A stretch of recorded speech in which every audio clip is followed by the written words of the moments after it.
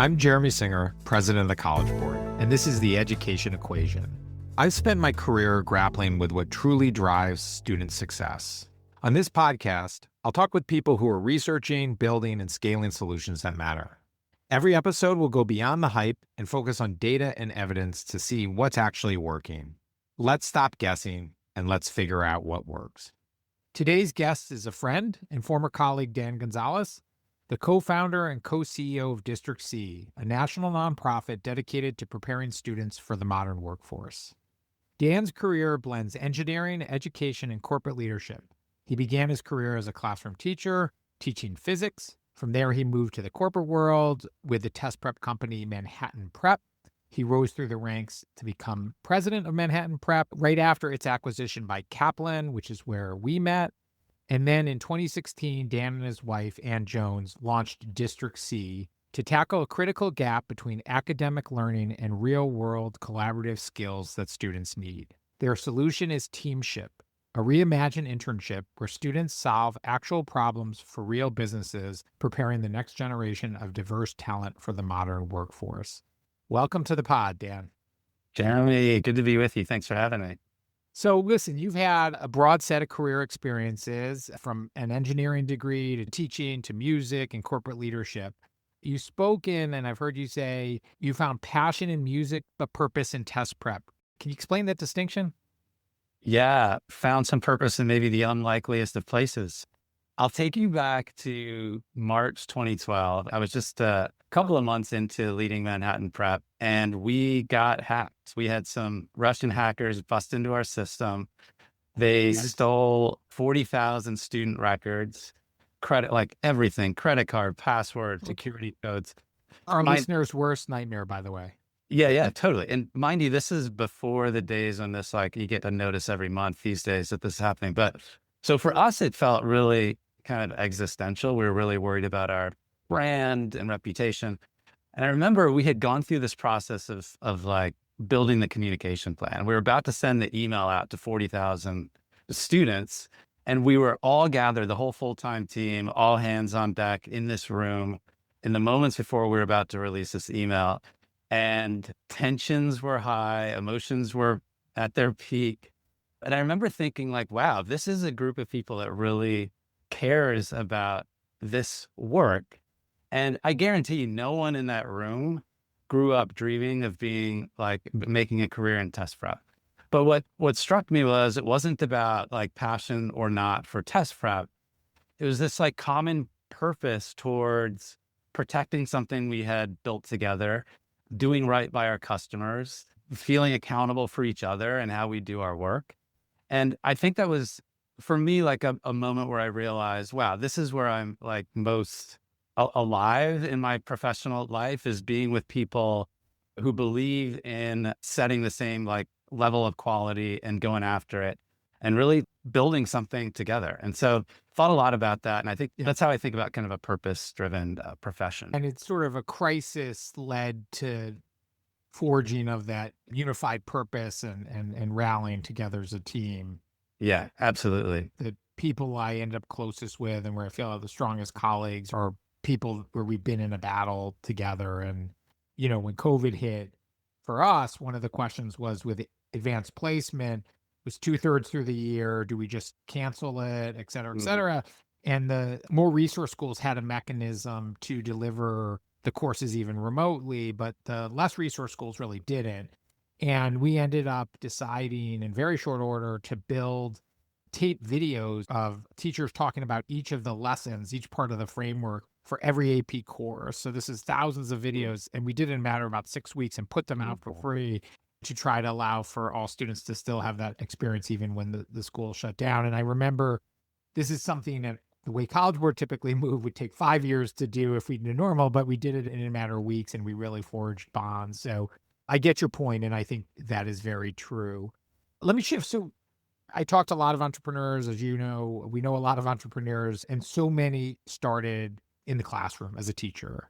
Help our listeners understand, you were a physics teacher. What insights there, what lessons do you bring to your career going forward? Yeah, in short, teaching is really hard. I mean, it is really hard. And it takes, I had kind of my second year, I had a really phenomenal mentor who kind of took me under his wing and showed me the ropes a bit. I got to observe him a bunch. It just, it is often a field in which people feel like they don't have a ton of support. Talked with a teacher just a couple months ago who said, I go into my classroom, I shut the door, and no one else in the building has any idea what I'm doing. I'm just like on this island. And so I think for me, that kind of mentorship opportunity and just getting the support that I needed at that time in my career has shaped the way that I think about how you deliver, educational programs through schools. I mean, educators need support. They want support. They want to feel like they're a part of a community. I think that's been a big thing for us at District C, is building a community of educators who get trained by us to be team shift coaches. And that's something we really try to stress and really elevate in the work. It resonates to me. Teaching can be so isolating and lonely in Yeah. some ways. And I think great organizations do a lot to try to scaffold and give frameworks and support to teachers. It's like the individual sport versus a team sport, maybe, with how you're really on your own. Yeah, absolutely. Going back to test prep, I want to recognize that there are, critiques of test prep as a whole. It's often derided as further widening the achievement gap. I clearly felt some guilt because first thing I did after I left Kaplan to join College Board was I did a partnership with Sal Khan and Khan Academy, where we offered free test prep to everyone, world-class resources. One of many attempts we do to try to level the playing field. How did you think about that when you were in that space? Because clearly a lot of Manhattan Prep, the majority of Manhattan Prep clients were probably fairly wealthy and resourced. Yeah. By the way, I remember reading the headline for that announcement and just being kind of mind blown by for those that are listening that don't have tons of experience with test prep, this was like a seismic announcement. So Thanks. congrats on that. Really, really cool. And I was just reading some of the data on that. It's only proven to be really effective, it seems, in terms of helping lots of students increase their scores on the test.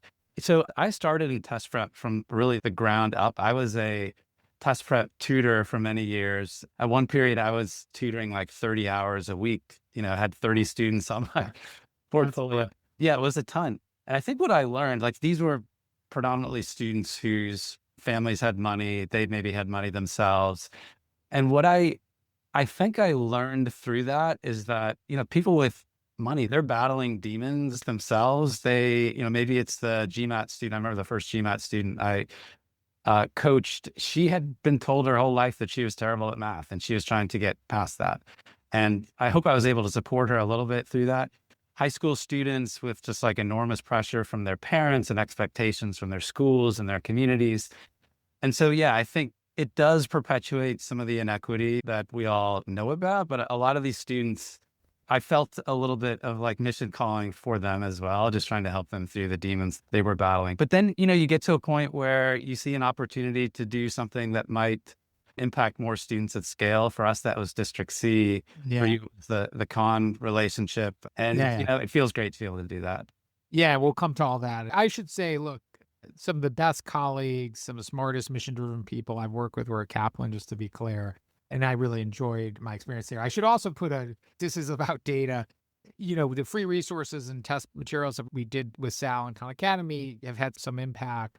What we've struggled, though, to solve is the fact that most students need some sort of adult support, whether it's a coach or a tutor or a cheerleader. And that's hard to scale. Like the technology you could scale for free, but you can't scale tutors in the same way. We've tried a lot of things, but for future discussion, I'd also be remiss if I didn't say that one of the founders of Manhattan Prep was Andrew Yang, and he was a longtime colleague of yours. Has his own nonprofit. He's been busy running for president and New York City mayor. Share with listeners, like, what's something you learned working with Andrew that informs your leadership approach? Yeah, I got to work with Andrew for many years and for him for many years. I would say the thing that stood out to me and still does about him, this probably comes as no surprise. He's a big thinker and a vision caster. Right. And one of the things I think he was really good at that I experienced as one of his employees and a team member for many years, he's really good at getting really talented people to buy into his vision. And then I think the most important part, he's great at making sure that those people know how important they are to this vision, to this mission. I felt that every day. He does it in like really, really small, kind of everyday ways. And, having the chance to shadow him for about a year as I was getting ready to take over for him, I got to talk with him about that stuff and see that stuff in action. But that's his mode. Like, he's great at casting a vision. He's great at communicating that vision. And then he mobilizes people to get on board. And I think that's why he's achieved so much success in the political world and running for office. Yeah. It was pretty cool to watch. My boss, David Coleman, is similarly like a very big thinker and great at articulating the vision and getting support. I worked with him in the 90s at McKinsey, and we would go to a client, big corporate client, and the partner had worked with that corporate client for like 30 years. But we would put David forward. He was like 1 year into McKinsey to lead the conversation because he was just so good. Can relate to that. Let's move to the main course. You co-founded District C with your wife, Ann. What was the problem you were solving? Why did you make that move in 2016? Yeah, it was really about this gap between the things that we were seeing in the professional workplace around things that employers were valuing in their employees, namely the ability to work with other people to do really hard things and leverage the strengths of others to solve hard problems. And so as professionals in the workplace, we were seeing teammates, those who thrive, were really good at those two things, like mobilizing others and tackling novel problems, breaking down complexity, testing solutions, et cetera. And, reflecting back on both of our experiences in teaching and in education, I think we felt just like there weren't a lot of opportunities for students to practice those skills and develop those mindsets. And so we decided to build an education experience called Teamship that would help students in a safe way, in a low stakes way, develop those kinds of experiences. And so that's what we did. We kicked it off in early 2017, built it together for 6 years or so, and has since stepped away and has started another business. But yeah, we're keeping on. It's still rolling. So we're excited about that. So just give a sense of the programs. Describe how Teamship works. Yeah. So as you mentioned earlier, Teamship is, you can think of it as a reimagined internship where teams of 3 or 4 students work together to solve a real problem for a real business in the community. And through that process, they get coached by an educator who has been trained and certified by District C. And so the experience kind of follows a bit of kind of a design sprint arc. We're preparing students by giving them the tools they need to optimize their collaborative work and to optimize their problem solving. And it culminates at the end with an opportunity for teams of students to propose their solutions back to their business partner in kind of a live kind of showcase setting. Great. And so these are typically seniors in high school or all grades? Yeah, these are typically high school students. We've gone as young as 7th grade. Higher ed students also participate, but the vast majority, I'd say 95% are, 9 to 12. Got it. Yeah. Wow. And it's very local, I assume. It's with local businesses or local companies near the school? That really depends on what our school and school district partners want for their program. Most of the time, they prefer to have businesses in their backyards. But, there are a lot of cases where we are bringing in business partners from around the country who zoom into meetings with students. And some schools prefer that. They want to kind of get their students exposure to professionals and businesses outside of the community. That makes sense. Yeah. So my understanding is there's sort of 3 critical constituencies involved in the Teamship model. There's the students themselves, there's the employer that's providing the professional reaction, and then there's the coach. And I want to dig into each a little bit. So let me start with a challenge. Every year, I get an email from some consulting club, either at a college or business school, saying, Jeremy Zinger, we would love to send a team, volunteer a team for 6 months to help do consulting at College Board, blah, blah, blah. I'm very diligent. I always take that email and forward it to our head of strategy and to some other people, depending on what the group is. Say, hey, we could have this team of motivated, smart college or business school students to do work. And universally, every time I get, sorry, we're not interested internally from my colleagues, saying that the amount of work to make that project a success outweighs the value we would get. So, and I can't imagine as you go earlier, those students would have more set of skills to bring to professionals. So help us understand the value proposition to employer And I know you've had employers that have re-upped. They've done it and they come back. So what do they say? Why do they come back? Yeah, one of the things we worked really hard on at the beginning was building a model for business engagement that would make it really hard for them to say no. And I think one of the keys to that is the amount of time that they commit. So the time commitment is 5 hours total over Smart. generally 4 to 6 weeks. And two, making it clear that you, business partner, are not responsible for mentorship of the students. You will attend, and this is, I think, key to like pitching this. There are 3 discrete opportunities for you to meet with the student teams that are going to be working on your problem. They last for X number of minutes. Here's what to expect in each of them. You don't have to do any preparation. The student teams are going to be running those meetings. So your job is to work with us to build a problem that is going to work. And we handhold them through that process. And we actually write the problem scope for them. And then we tee them up to attend these 3 meetings with the prep materials they need to show up and kind of represent their problem. So Uh, it makes it really easy for them to plug in. Right. Really smart. So you've made like if we think of a return on investment for an employer, you made the investment incredibly light in essence. You said, hey, you're not going to be the coach. We got a coach. We said it's only 5 hours. And even when you come to meetings, we're going to scaffold it. So, you just jump in. So that's really a great way. So you've made the investment very light. Give us an example of a project that students do. So they typically fall into 3 categories. And this is part of making these kinds of things accessible for, high school students. One is operations/process improvement. 2 is marketing or growth. And 3 is like human capital or culture problems. So when we are working with a business partner who's new to the process, we're generally coaching them to think about their problems in those 3 areas. And we ask them to think about the stuff that's keeping them up at night. So for students, what motivates and engages them is something that is real for the business, that's a real pain point, and them having an opportunity to contribute to that business's thinking is really motivating. I'll give you one example. So there's a CEO of a company called Opioid in Wilmington, North Carolina. This is a tech startup. They use data science to optimize care for opioid addicted patients. He came to a team of Teamship students. Then he said, look, like this space is really popular. I've got competitors popping up all over the place. I spend half my time trying to track what my competitors are doing.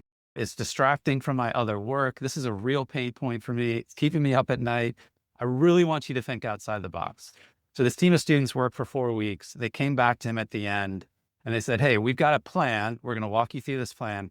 And this plan is going to turn your competitors into your customers. And so that's kind of a really high level summary of that particular problem.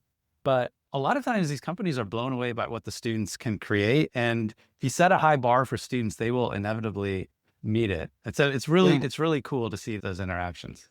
Yeah, it sounds great. Let me shift to the coach side of this. Mhm. Coach is central to your model, as you've explained already. And I've heard you talk about how teachers are trained in one method and aren't always the same. And I know it's a generalization as coaches. Talk about the distinction and then what you do, because I assume most of the coaches are teachers that you're transforming into this role. Yeah, most of the coaches are teachers who are adopting teamship for their students in their schools. That's a really important part of the kind of equity model. Students with social capital and family connections tend to get these kinds of opportunities. We're really trying to build something that can be embedded at scale in schools. And so, of course, training teachers is critical. The thing that is really important for this is helping teachers understand what their role is if it's not standing up in front delivering content. So if I'm not standing in front talking about the stuff that I know, what do I do when students are working in their teams? And students working in teams is core to the model. We want to give them the autonomy and the agency to do their work. So then what is my role as the teacher/coach? That's what our training really focuses on. So District C Coaching Institute is what it's called. It's a 35 to 40-hour experience. And what we're doing is we're giving teachers the tools and philosophies they need to play a critical role in that team-based problem-solving process. That transition is not always easy, but it's fun, it's challenging. I think teachers figure out and they recognize that the things they're learning in the Coaching Institute, they're able to adopt not only in coaching teamship, but in other parts of their teaching work as well. Yeah. They bring it back to the classroom, I'm sure. Yes. So If we spend time looking at a lot of successful educational initiatives, organizations, so much of the success is often driven by a few individuals. And when they try to scale it broadly, it's really hard to replicate. So if imagine you have a dynamic instructional leader, an incredibly skilled teacher, and you have a lot of success in an instance, but then you try to scale to, from 10 schools to 100 or whatever, and it breaks on its own. When you think about scaling District C, like where's the challenge? Is it getting enough coaches, enough employers? Just getting district buy-in? Where is the challenge, the biggest challenge in your view, and how do you plan to address it? Yeah. The biggest obstacle to scale that I'm feeling right now as we're trying to go out to more school districts is getting school districts and teachers to say, yes, we're going to adopt this thing. Even in some cases where they have funding through a grant or some other source, there are just so many priorities and so many other things that are going on for school leaders, for district leaders, for teachers. The thing that I think we've realized is if we were writing new algebra curriculum, it's really easy to go to a district leader and say, hey, we've got this better algebra curriculum. They know exactly where to put it. It goes in the algebra class. For teamship, there's no existing vessel for that. And so in our sales conversations, we're always working collaboratively with district leaders to figure out with them, based on what you're doing and your programming and your goals, where can we angle this in?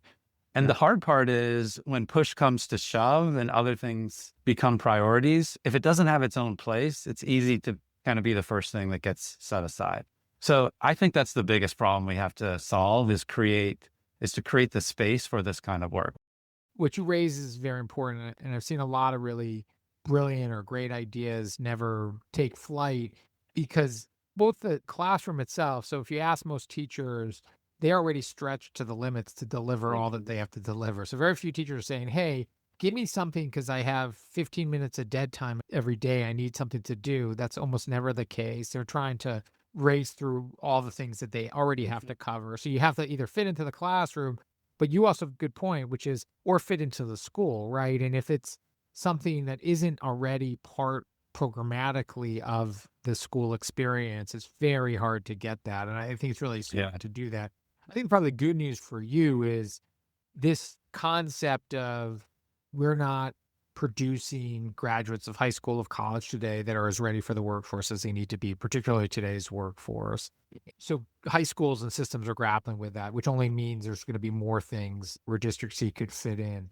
I've heard you say, and you use a basketball analogy of it took very long in the NBA for people to figure out that a 3-point shot is worth more than a 2-point shot and really moving in that direction. I'm a big Steph Curry fan, so I'm a big fan of it. But tell us more about the myths of what education is doing or has been doing versus what is needed for success in the play. And you mentioned some of it, the collaboration skills and teamwork before, but what else is within that?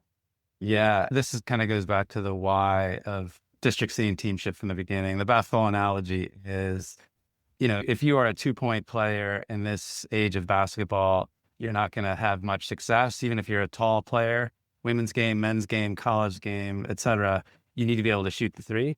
And so, I think unfortunately our education system continues to prepare 2-point players for what has become a 3-point economy. And so what teamship tries to do is help students develop the 3-point skills they need, especially in an age where, the labor market is going to be upended by AI in some form or fashion. And so as we think about what are the things that students need to be great at, they need to be great humans. And at its core, that means knowing how to mobilize others, coordinate with others around common purpose and common problems. And I think if that is your sweet spot, if you are good at those things, you're going to find a place in the modern economy. Those are going to be skills that are valued by every employer across every sector, across every job. And so that's what we're trying to prepare students for. We're trying to give them the 3-point skills they need to compete in this economy. Yep. Well said. So I want to turn toward evidence. Clearly, one way you can measure your impact is just the volume of students you've reached, the number of schools you've partnered with. Give me the rough latest numbers of students that have been part of teamship and schools. Yeah, we're about to hit our 10,000th student. We'll probably get there this year. Almost 700 business partners have engaged. 400 coaches have been trained and certified. So those are the rough numbers. That's great. So beyond just those numbers, which, are valued in themselves, you're trying to teach these skills you've talked about. We could call them some subset of durable skills or, essential skills. These are hard to measure. So how do you think about the actual, like how much you've moved the needle with these students? Yeah, that's such a good question. So we do some tracking of self-reported student data. And what we find is on a 5-point scale after teamship compared with prior to teamship, students are self-reporting a more than 1 point increase in their confidence when it comes to teamwork and problem solving. I think that's a great start. It's self-report. So, it is what it is. The least satisfying answer I can give you is if you know what you're looking for and you watch for it, you can see the gains happening. That, of course, is not an approach for scaling assessment of Right. development of these skills. But I think we feel confident that improvement is happening.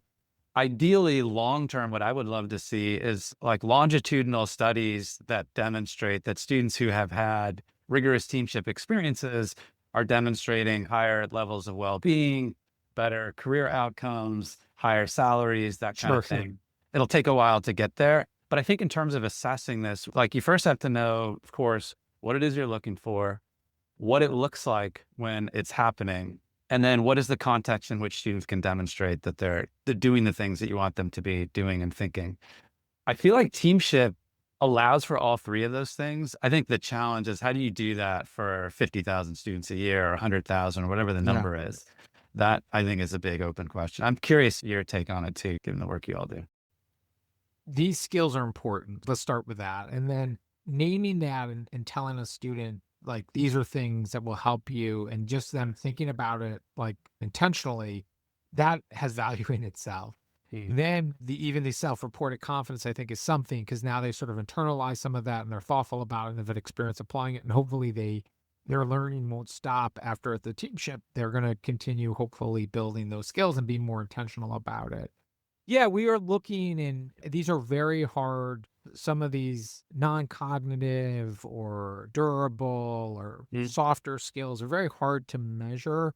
I think you got into one is sometimes people try to do it through observations. You were nodding to. We are hopeful that with AI, you could start to measure these more effectively through simulations that students could do. You could see how well they do it, and you can run a simulation much less expensively using AI. You could imagine we're playing around with a Socratic method of asking questions and getting the answer. The AI bot keeps more sophisticated. So there are avenues into that. I still think it's early, but we will talk as we do that of whether any of those work. But with that, let's shift to AI briefly. So are you guys using AI as part of District C in any way? Yeah. By the way, I love hearing the stuff you all are looking into. So we have a team ChatGPT account. We have regular meetings where we update each other on the team about things that we're trying or things that we're noticing about developments in the models, et cetera. We don't have any strict policies or rules. We just have like a culture of encouragement around, hey, look This is for for ways. staff. This is for staff. Yeah. Yeah. Our adoption so far has been internal for internal Yeah. operations. Have you thought about it for the students and actually they're working on the teamship with the coaches? Yeah, we have done a little bit of PD sessions with coaches on, all right, so how can AI be a tool for team-based problem solving?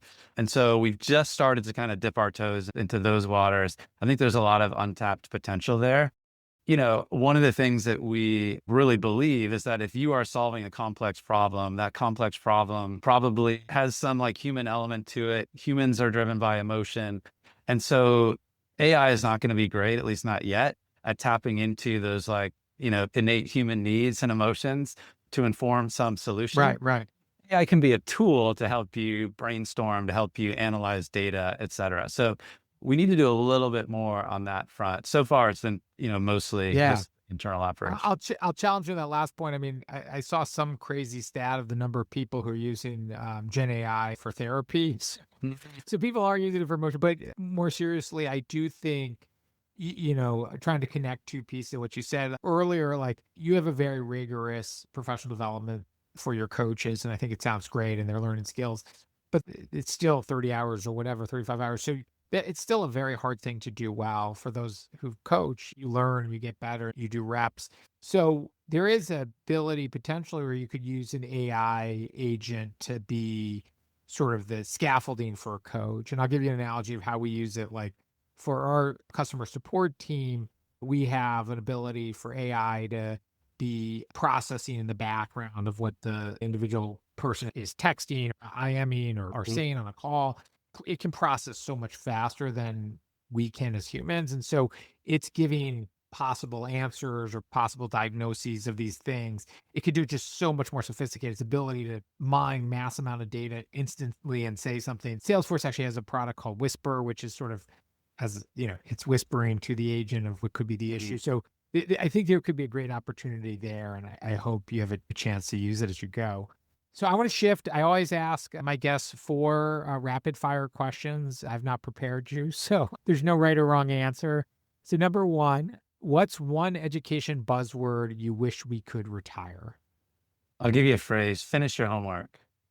Bad childhood memories or something? I think we focus too much on developing in students a completion mindset instead of an exploration and a contribution mindset. Yeah.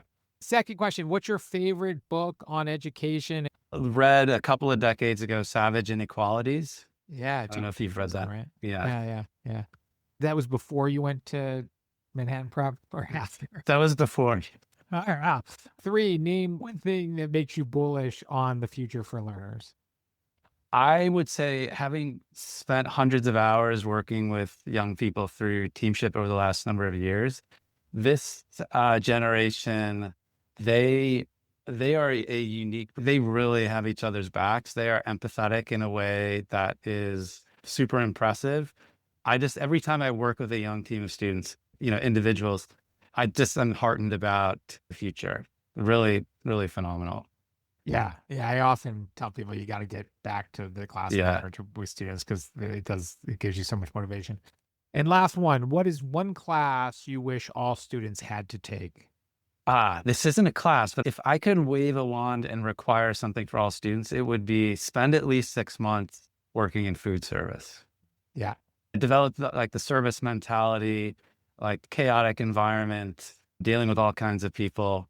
I think it's skills. It's also an outlook. I waited tables. I was a dishwasher, and you learn a lot more empathy, for that. I'll tell you the one I canvassed for a nonprofit, and that was the hardest one because going up randomly to doors and knock and ask for money is super hard. I became a local favorite when I lived out in the suburbs where people would come because they knew I was a sucker, would give a lot of money because they knew how hard it is. But it does teach skills, long-lasting skills. Of course, like goes without saying, a teamship course first and foremost. I gave you a softball and you swung a miss. But all right, let's go. 3 years from now, what change in education would make you most proud, and where does District C fit in that story? Goes back to something I said earlier. I think in 3 years, what I would love to see is a place for programming like Teamship, whether it's Teamship or something similar, like having a discrete place where this fits in the school day for students. If we can solve that challenge, which I think is solvable in 3 years, I think that changes the dynamic and changes the game for lots of students. Great. Well, I want to thank you, Dan. 1, for being on the podcast. 2, for starting District C and all the work you do. I think you're on to a really important challenge in today's society of getting students ready for the workforce. So thank you for that. And I appreciate all the time, and I hope to see you soon. Thanks, Jeremy. So appreciate being on. Thanks for tuning in today. Join the conversation by following The Education Equation wherever you listen to podcasts.